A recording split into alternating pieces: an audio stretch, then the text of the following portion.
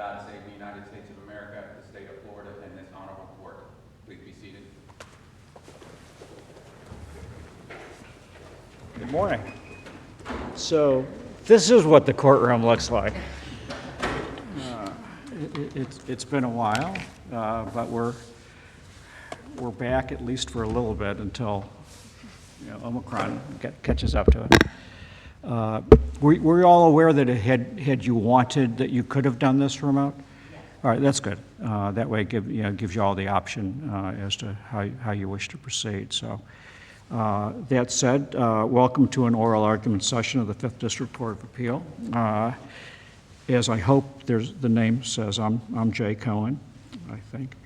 And I'm joined on the panel to my right, Judge John Harris from Brevard County. To my right, the newest member of the court, Judge Carrie Ann Wozniak from Orange County, soon to be the 2nd District Court of Appeal.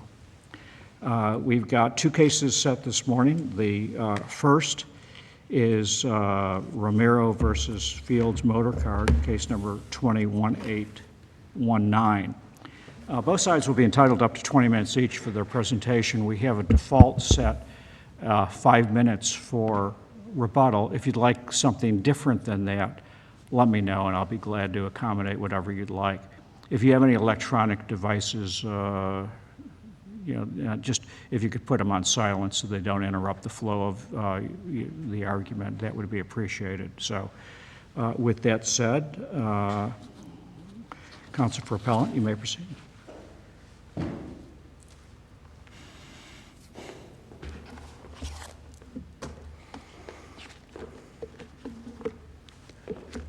Good morning, Your Honors. May it please the Court, Tom Sider with Brannick, Humphreys, and Berman for the appellant, Mrs. Rudd. And I'm fine with the 5 minutes, Your Honor, for rebuttal. Thank you. Good. This appeal presents a narrow question of statutory interpretation.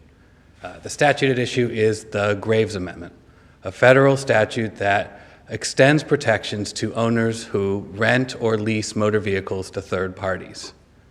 At the trial court, Fields claimed that it was entitled to protection under this statute, saying that it did in fact rent or lease the motor vehicle that caused an accident with Mrs. Rudd. But that is simply not correct.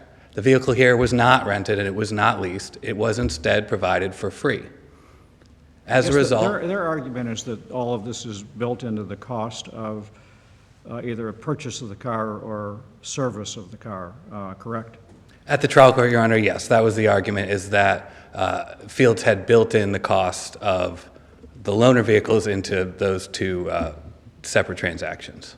And how would you distinguish Collins? So I think, Your Honor, that in Collins, the court never actually passes on the ultimate question of whether a free loaner vehicle can qualify as a rental or a lease under the Graves Amendment. Instead, there was this debate over whether the facts that were deemed material by the appellant were in fact material. And I think even Fields admits in the answer brief that we don't have that ultimate holding that the Graves Amendment applies to loaner vehicles, to vehicles that are rented out for free. And I think also that we have a different factual record here. Oh, but didn't the court in Collins essentially say that there really was no difference between the employee and a customer for purposes of the analysis of the Graves Amendment?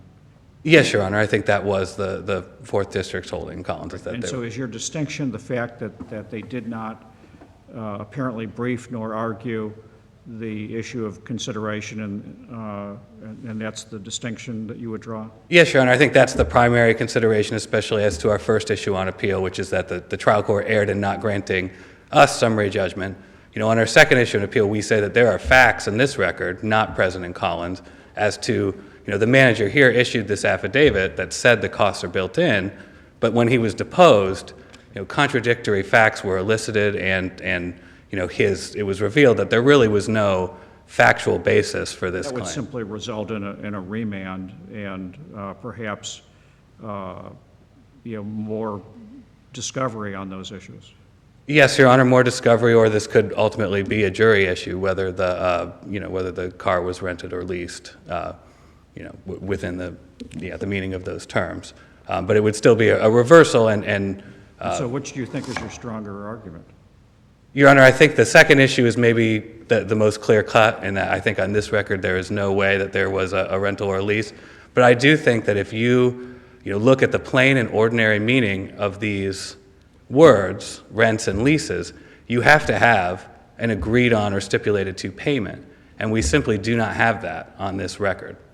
The testimony here is that Mr. Abriola did not know that he was paying anything for this loaner vehicle. And the testimony here was that Fields pitched the vehicle as complimentary, as free.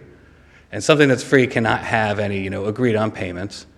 And this whole argument that, well, maybe the costs were built in, that still runs with the problem of, even if these costs, from Fields' perspective, were considered, built in and they knew that Mr. Abriola was paying them, he didn't know that he was paying them. They weren't agreed to by him.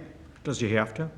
Yes, Your Honor. I would argue that for a rental or lease, he agreed on payments is an essential element of the definition of rents and leases, and it's also an essential element, under Florida law. You can't enter into a lease unless the material terms are, defined and known, and a material term of a rental or a lease is the price that you're paying for it. And so nothing about this arrangement here looks like a rental or a lease. None of it fits within the plain and ordinary meaning of what Congress intended. And when you look at the arguments that Fields raises on appeal, which are slightly different than what was at the trial court, what Fields is really pitching is, well, when you look at it, there was consideration in the form of him bringing his car in to get serviced. And that's something of value, and any kind of consideration is enough under the Graves Amendment to satisfy the definition of rents and leases. And didn't the Middle District agree with that? Yes, Your Honor. They did in the Thayer decision, which is currently up on appeal at the 11th Circuit. But our position is that is an overly broad definition of rents and leases. It encompasses just about any kind of bailment arrangement where there is any kind of even amorphous, sort of ill-defined consideration in any form. And had Congress intended to extend the Graves Amendment to any kind of bailment, it would have used the word bailment. Congress did use in the Graves Amendment the word bailment in a separate part of the statute when defining who's an owner of a vehicle, and that's not something that's at issue here. So clearly, though, Congress knew how to put the word bailment into the statute, and they specifically omitted it from providing who would be afforded protection, and that is somebody who rents or leases a vehicle, not just somebody who bails a vehicle, not somebody who gets some sort of vague, amorphous consideration. And so, if we were to reverse and say that the Graves Amendment does not apply and we remand, what happens in the trial court then? Is there a trial on liability? Were there allegations of liability made against Fields? yes, Your Honor. So it would go to trial, and it's a theory of vicarious liability under the dangerous instrumentality doctrine. So what the jury would have to decide is whether the driver of the vehicle, Mr. Abriola, was negligent. So that's what this... But he wasn't named. The active tortfeasor, he wasn't named in the complaint. He's not a party. Your Honor, I am not entirely sure if he was, but I think that the plan is for this to proceed on a theory of vicarious liability. And so I don't remember if he was named or dropped at this point. But vicarious liability would be the theory that they would proceed on at trial. Okay.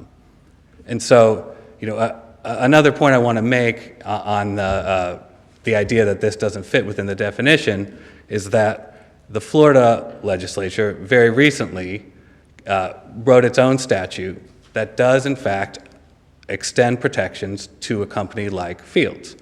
It's a statute that says a car dealership that's in the business of renting that provides complimentary loaner vehicles is protected, even if that's done at no charge. And so what that shows is that the Florida legislature recognized that the Graves Amendment did not provide protection under the present circumstances, and it filled in that statutory gap. And so in the future, companies in Fields... How is it that we know that? I think, Your Honor, because there is precedent out there that says that the Florida legislature may not pass any sort of conditions that would preempt or that would conflict with the Graves Amendment. And so if you look at the Florida statute here, it imposes some conditions on extending protection. So for instance, if a car dealership wants to get protection under the Florida statute, it has to execute a written agreement, a written loaner agreement. There is no such condition under the Graves Amendment. And so Florida can't impose a condition either. So obviously the Florida legislature thinks that it has the power to regulate companies in Field's position that are providing loaner vehicles. Otherwise, it would be preempted by the Graves Amendment. So there is this gap identified by the Florida legislature. And there's also this idea that if the Graves Amendment covered this situation, the Florida legislature isn't going to pass a purely redundant statute that just provides the same sort of protection. Why not? Because as a rule of statutory interpretation, Your Honor. Rhetorical question. Okay. I was ready, though. Okay. Well, while I'm on the topic of canons of construction, there is one other that I wanted to mention, which is the canon, where we presume that a statute abrogating the common law is doing so narrowly. So in this case, we have set forth what we believe is a reasonable interpretation of the Graves Amendment. And even if this court were to find that Fields also had a reasonable interpretation, this court should pick the narrower of the two, because the Graves Amendment does, in fact, abrogate the common law, which would impose vicarious liability on Fields, if not for the statute. And so we certainly have the narrower of the two constructions here, and so we would ask this court to apply that narrower construction. Touching briefly on issue 2, we have... Before you do that, did you argue earlier that your first issue was that the judge erred in not granting your motion for summary judgment? Yes, Your Honor. Is that an appealable order? Is that part of this appeal? Yeah, it is not an appealable order on its own, Your Honor, but I do think that, this wasn't something that was briefed, and it is an interesting kind of jurisdictional question. The court granted summary judgment in Fields' favor, so we can appeal that final judgment. And I think that this court, if it were to find that the trial court was, should have granted summary judgment in our favor, that you can still remand with directions for the trial court to sort of follow this court's ultimate holding, which I think would have to result in summary judgment in our favor. But I admit that we haven't briefed the exact jurisdictional issue that you identify. But under either kind of issue, we think the trial court would have to be reversed, either because the trial court erred as a matter of law in finding that the Graves Amendment didn't apply, or in finding that there wasn't at least a question of material fact when it came to the manager's affidavit here. Well, I think assuming that you have the same trial judge, I think the trial judge indicated that but for the decision out of the fourth, the ruling would have been different. Yes, Your Honor. The trial court was pretty clear about that the trial court thought absolutely the Graves Amendment did not apply. That she was bound by Collins. Yes, Your Honor. That's right. Okay. And so even if this court were to disagree were to agree with Collins, the manager's affidavit here, where he has said in his... We read it. Okay. Thank you, Your Honor. Well, if you don't have any further questions on that, I don't want to belabor that point. And I'll save the remaining time for rebuttal. Thank you. Very good. Oops. Okay, let me reset you here. Okay, you ready? Okay. Good morning, Hinda Klein here on behalf of Fields Motor Cars. We believe that the trial court was correct in granting summary judgment in Fields' favor, not just because the court correctly noted that it was bound by Collins. But Collins didn't, they didn't brief, nor did they argue the consideration issue in Collins. How can Collins be why is Collins good law that we have to follow when that issue wasn't raised? Your Honor, And you know that because you have familiarity with the case. Yes, I am familiar with it, having been counsel in that case. It wasn't directly raised because, frankly, the parties didn't disagree with it. But okay, so there goes Collins. But the Fourth District Court of... But the court didn't have that issue didn't have the same issue before it. That's correct, Your Honor, but it was a purely legal issue, and the court, in its de novo review, if it had a problem with the consideration issue, it certainly could have pointed that out or reached that conclusion on its own. You know, the court's, not litigating the case, the lawyers are litigating the case. The court ruled upon that which was before it. That's correct, Your Honor. All right. Let's talk about this idea of consideration. The factory sets the prices, I think, is what the record shows on this. Is there any record evidence that the price would be different for a dealership that didn't have the same customer program? You understand what I'm saying? That there are some dealerships that will not have the same customer satisfaction program that Fields has. The price of the car is the same by the factory on both of them, right? Again, Your Honor is correct. There's nothing in the record about that because we're concerned with what Fields does and whether Fields the actually... affidavits are, well, everybody knows this, and so I'm just trying to explore how everybody knows this. And let's talk about it in terms of service. If I brought my car into Fields and I had the identical service performed, but I hadn't bought the car at Fields, and so I don't get a loaner, do I pay less than the other guy pays? No, Your Honor. Okay. Not according to the So then how can testimony. you suggest that it's built into the cost of service? Well, actually, Mr. Simmons actually testified that it's based on overhead, and the testimony is that in order to get the loaner, you must not only bring your car in for service, but have bought the car from the dealership. Right. And part of its overhead is to offer this perk or this benefit to persons who buy their cars from the dealership and who bring their cars in for service. So it's to the extent that obviously somebody is paying the cost of the free loaner cars, it's apparent, at least to the dealership, that it's coming off the cost of its overhead. And did the customer know that he was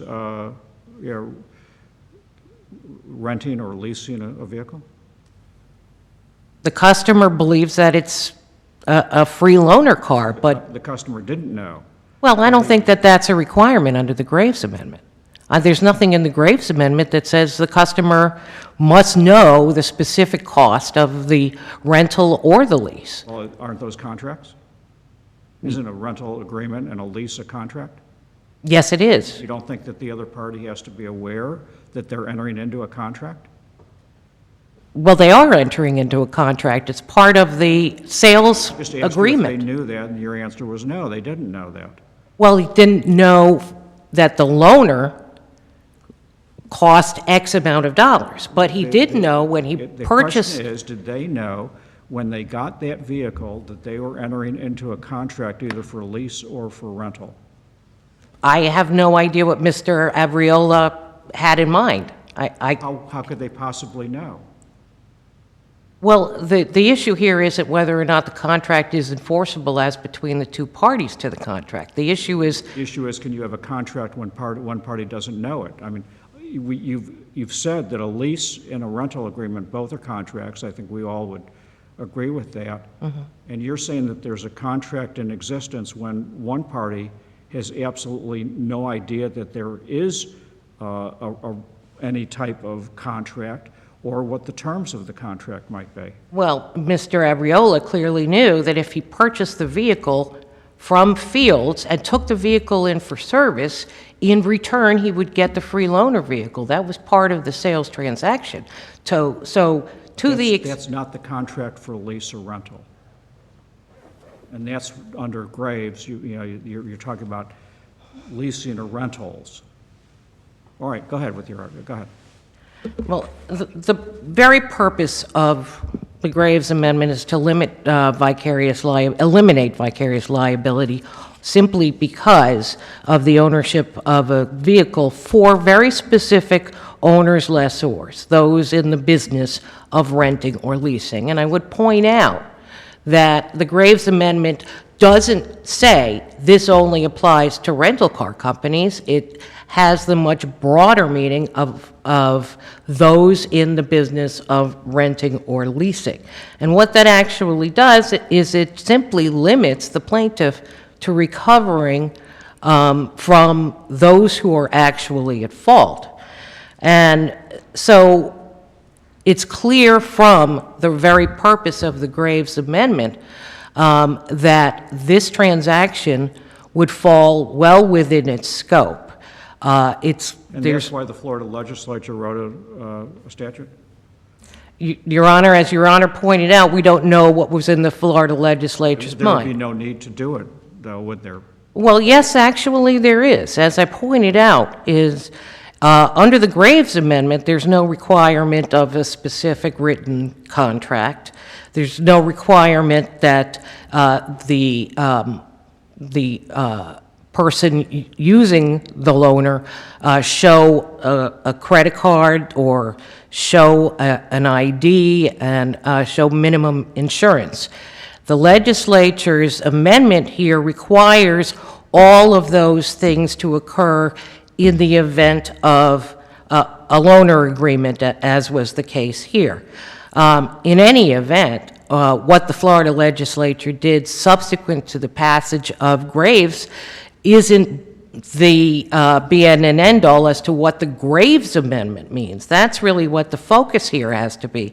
And it's not redundant. It does require additional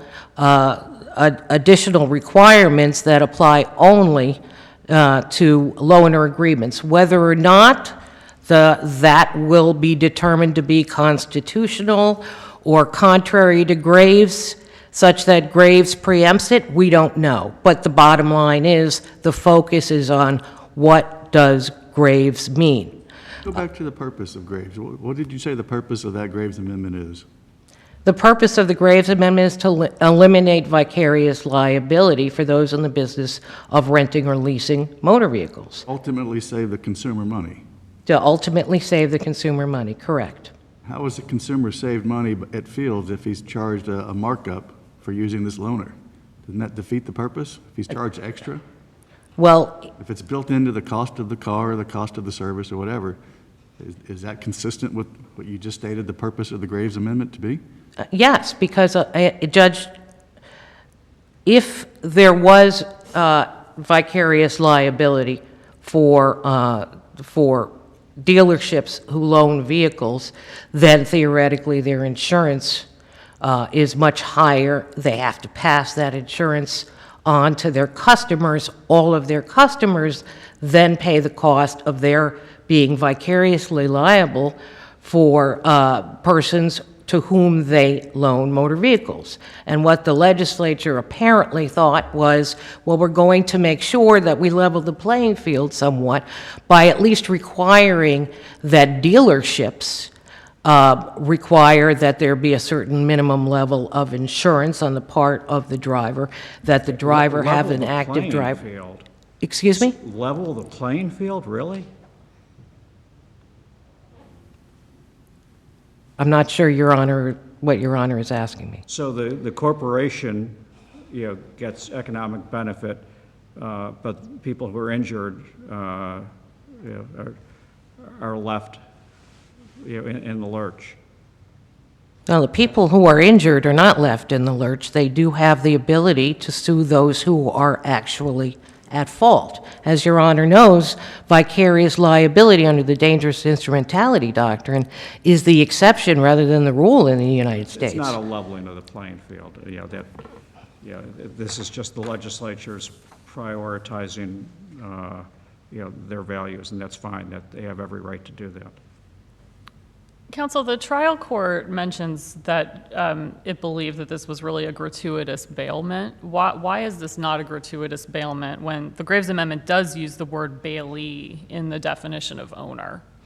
You know, it's not a bailment because there was, in fact, consideration here. What are the offer and acceptance, which are the other elements of a contract here? Well, I mean, the offer and acceptance is at the time of the purchase of the motor vehicle, part of the deal, if you will, from the dealership is if you buy from us and bring in your car for service, we give you a free loaner car. That's part of the Fields Banners program.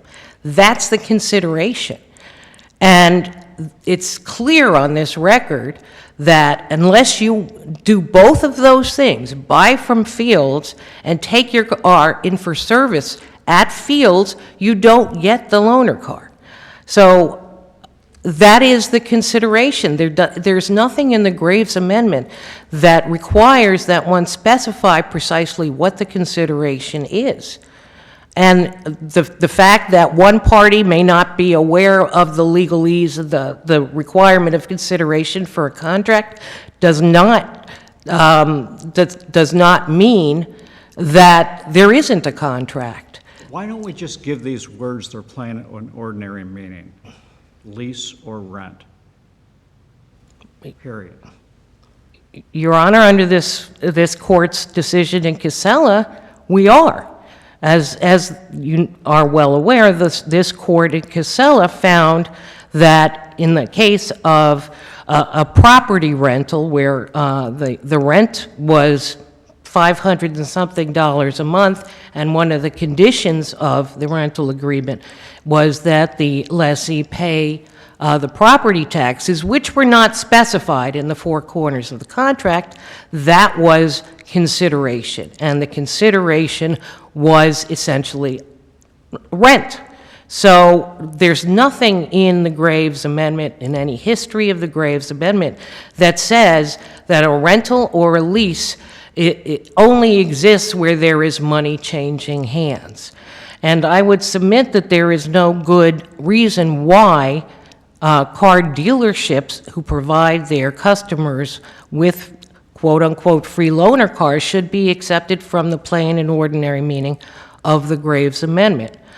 And I believe that the Fourth District Court of Appeal in the Collins case and the Middle District Judge in the more recent Thayer case were absolutely correct in finding that this type of transaction fell squarely within the Graves Amendment's scope. If I do not buy my car at Fields, but I take it in there for servicing, I don't get the free loaner car. Correct. I need a car for the day. Can I rent a car from Fields? No, Fields that's is not of in the record. business of or engaged in renting or leasing vehicles. Your Honor, nobody's asked that question of the deponent in this case, so I can't represent to the court what that would be. If the court has no further questions, we would respectfully request that this court affirm the summary judgment. Thank you.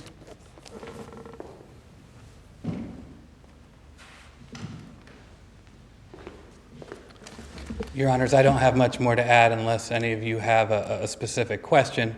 I did want to point out, Judge Wozniak, there is no offer and acceptance here because this was something that was simply given to Mr. Abriola. What he accepted was the offer. He paid money to purchase the car, and then Fields told him, and now you get this. He didn't have the option. He had the option, I suppose, of taking them up on these free perks, but he didn't have to, and he didn't really have any say in the matter. Fields gave it to him as sort of a gratuitous. Could he have rejected that provision and gotten a discount on the car? There's no evidence to that effect, Your Honor, and I do doubt it very much, but that's only based on my experience with car dealerships and not anything in the record. And so unless Your Honors have any further questions, we would ask that this court reverse the trial court. Thank you. Thank you.